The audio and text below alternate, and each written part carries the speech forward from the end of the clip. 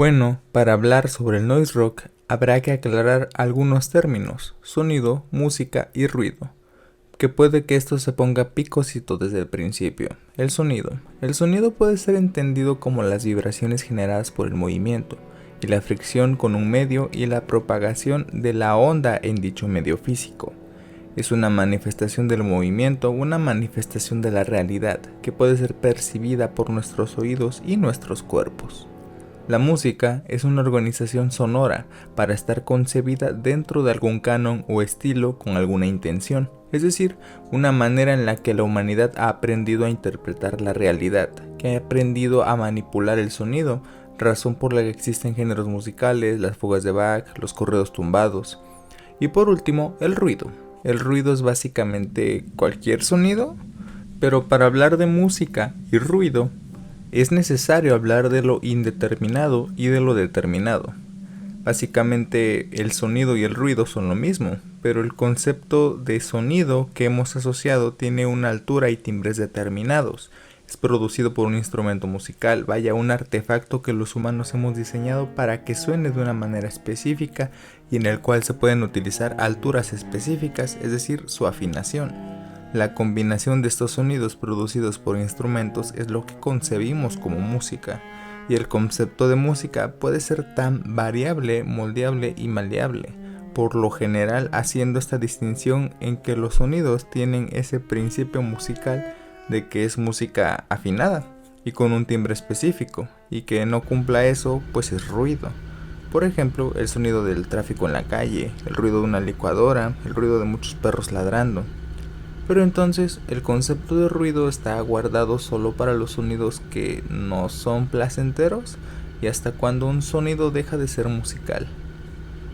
Preguntas que resultan importantes para nuestro concepto occidental de la música, pero que para otras culturas en el mundo pues en realidad tienen menor relevancia. Fue en el siglo pasado cuando estas preguntas se pusieron sobre la mesa de la música académica occidental.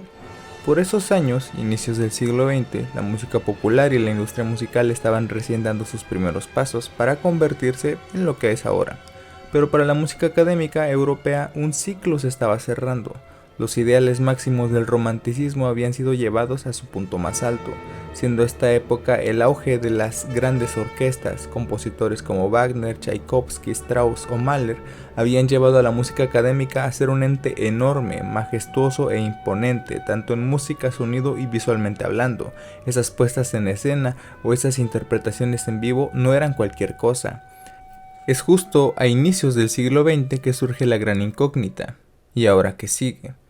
Las opciones eran varias. Algunos músicos que ya andaban activos se les ha llegado a considerar impresionistas, algunos como los últimos post-románticos, otros tantos como neoclásicos, y después comienza toda una vertiente de música que buscaba tirar abajo todas las convenciones de la musicalidad y la tradición, o al menos llevarlas al límite. Tenemos por ejemplo la famosa obra La consagración de la primavera, de Igor Stravinsky, una obra que fue abucheada en su estreno pues al París de aquellos años no les pareció de buen gusto. Pero para algunas personas esta obra es clave para entender ese momento en que los compositores buscarían expandir, deformar o llevar al límite los propios conceptos de la musicalidad.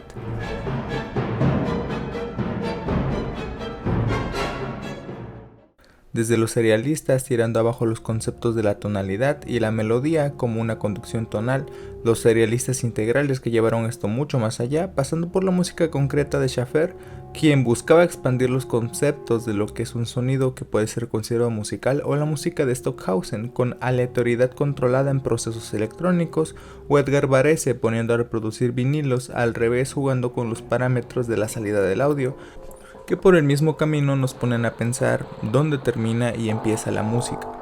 ¿Es acaso música lo que estoy escuchando? ¿Es solo ruido? ¿Existe una intención artística? ¿Algún orden o solo es un capricho estético?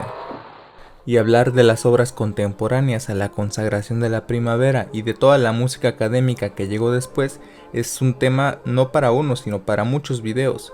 Pero es en estos agitados años que un italiano llamado Luigi Russolo publicaría su manifiesto musical, L'arte dei rumori, el arte del ruido.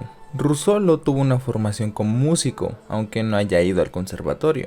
Estaba bastante interesado en el sonido, en cómo la humanidad ha entendido el sonido y en los distintos rumbos que la música estaba tomando al empezar el siglo XX. En su libro, él describe su concepción las etapas de la evolución del sonido. La vida ancestral era todo silencio. Para Russolo, el ruido no era lo mismo que los sonidos de la naturaleza.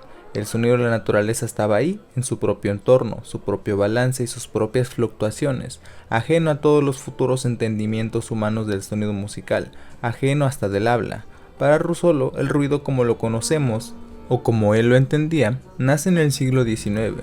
El dominio de las máquinas, la revolución industrial y los numerosos inventos que revolucionaron al mundo, al rumbo de la humanidad y a la vida misma. Hice escuchar a las fábricas, las líneas de producción, los complicados engranajes, los barcos de vapor. De ahí viaja al pasado, al origen del sonido en la concepción humana, los sonidos tempranos. Es decir, habla de cómo la humanidad comenzó a manipular el medio para crear el sonido musical, en una búsqueda y perfeccionamiento de cientos de años, de miles, creando instrumentos cada vez más complejos y cómo este no fue un entendimiento inmediato, en donde la mayoría de la música son líneas melódicas desafinadas a nuestros ojos que gradualmente durante muchos años llegaron a acercarse más a lo que conocemos ahora, pero manteniéndose en eso, la música melódica, donde los sonidos no chocan el uno contra el otro con una intención. El sonido completo. Para Luigi, el acorde es el sonido completo, la concepción humana del sonido y todo su proceso detrás, llegando a un punto en donde la combinación del sonido abre posibilidades que hasta entonces eran desconocidas.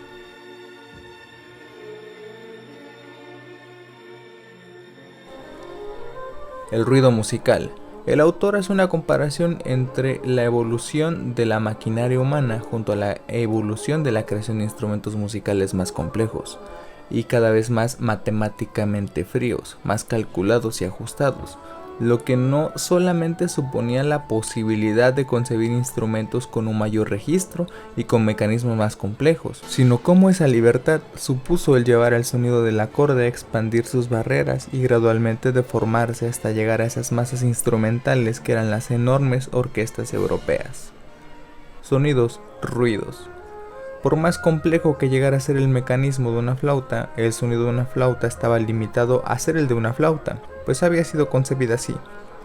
Una flauta fue fabricada para sonar como una flauta. Si se buscaba llegar a algo más, pues dejaba de ser la flauta original.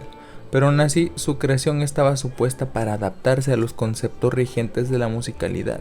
Los instrumentos se hacen para la música que están concebidos, dado a que ni la música ni los instrumentos son naturales.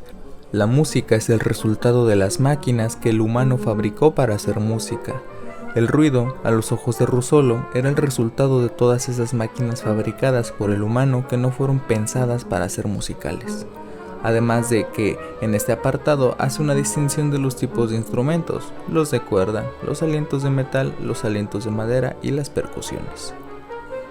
Los sonidos del futuro.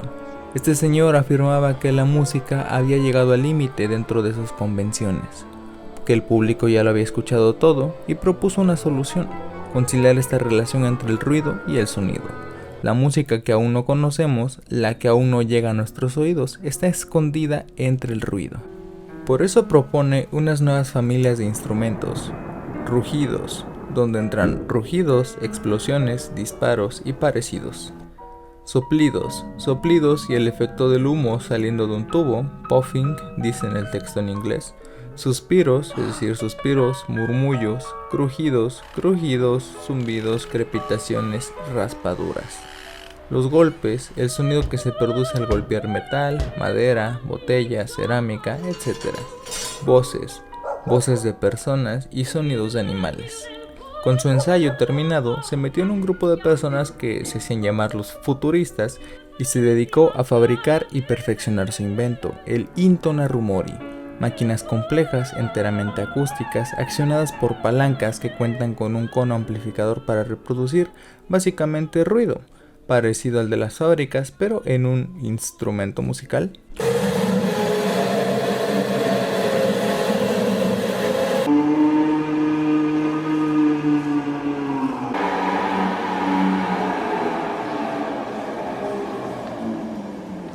La variedad de ruidos es infinita. Si hoy, cuando tengamos quizás 1000 máquinas diferentes, podemos distinguir 1000 ruidos diferentes, mañana, a medida que se multipliquen las nuevas máquinas, seremos capaces de distinguir 10, 20 o 30.000 ruidos diferentes, no simplemente de una manera imitativa, sino combinarlos según nuestra imaginación. En el primer concierto organizado para exponer su música al mundo, para poner en escena a sus bebés, poner en escena su manifiesto, terminó en un fracaso y en un abucheo por parte del público. Aunque siguió trabajando y exponiendo en los centros culturales, su trabajo se topó con el pequeño detalle del estallido de la Primera Guerra Mundial, y por si fuera poco, en tal guerra fueron destruidos parte de sus Intona Rumori. Parecía que su legado quedó en el olvido, pero años después sería rescatado por compositores como Edgar Varese y más tarde por Pierre Schaeffer y John Cage, personajes importantes de la música concreta, de la cual sería bastante interesante poder hablar, pero por esta ocasión nos llevaría a otros temas. Y si mientras hablábamos de cómo Russolo clasificaba los ruidos en su búsqueda de llevarlos a conciliar con una definición de sonido musical y cómo terminó siendo abucheado, no pude evitar pensar: tranquilo Luigi, a la sociedad de 1914 no les gustó tu onda, pero en los 60s y 70s les va a encantar un montón de marihuanos. Así que dejemos por un momento la música académica, vayamos a 1966, a la carrera de The Beatles. The Beatles no inventaron el rock psicodélico, pues bandas como 13th Floor Elevators, The Byrds o los propios Who ya habían hecho experimentos musicales y habían metido algunos sonidos excéntricos a su música, pero The Beatles hizo Revolver. Y lo que sucede en este disco no solo son sonidos excéntricos, desde la onírica producción de I'm Only Sleeping, el juego con texturas de la música hindú dentro de Love You Too, y para qué aplazarlo más, yo sé que lo están pensando, Tomorrow Never Knows. Es una joya de la música, las preguntas están de nuevo sobre la mesa, pero ahora no es en el ambiente académico, no. La banda más exitosa del momento acaba de sacar una canción con un solo acorde y un bucle de batería, que samplea sonidos extraños, incómodos y contrastantes, que nada tienen que ver armónica o melódicamente entre ellos, procesados de manera que es casi imposible identificar el instrumento que era originalmente y alguna altura definida. Así es, damas y caballeros, es de mi gusto informarles que estamos hablando del ruido, pero esos sonidos sin altura definida y sin un timbre característico fueron puestos a lo tonto. ¿Es acaso musical? ¿Es disfrutable o desagradable? Y por supuesto que el hecho de que la banda más exitosa del momento lanzara una canción así, que habla sobre la liberación mental, justo unos meses antes de que el movimiento hippie iniciara su época de apogeo, fue algo que pasó desapercibido y no tuvo repercusión alguna.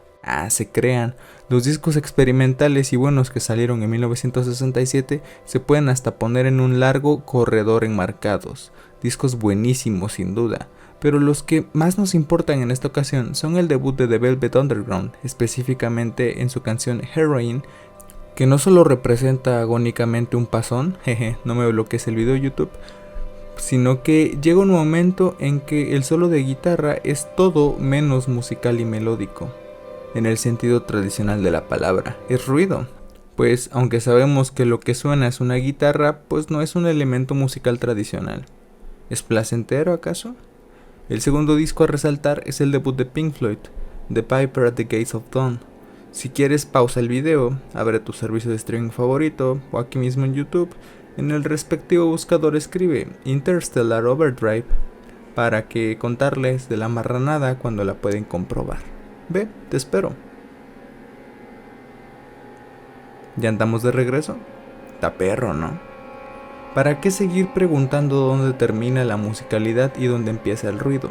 Cuando claramente la música es una convención maleable y adaptable al canon al que esté sujeta. Si el nuevo canon es experimentar con los sonidos no musicales, o como dicen por ahí, volver musical al ruido, ¿qué tal si fabricamos instrumentos para que suenen como se supone que no deben sonar? ¿Qué sucede si usamos pedales y sintetizadores como no fueron pensados? Gracias por ver este video. Nos vemos en la próxima para hablar un poco más sobre esto que conocemos como noise rock. Recuerda que puedes suscribirte, seguirnos en nuestras redes sociales y compartir estos videos si es que te gustaron. Gracias y hasta la próxima.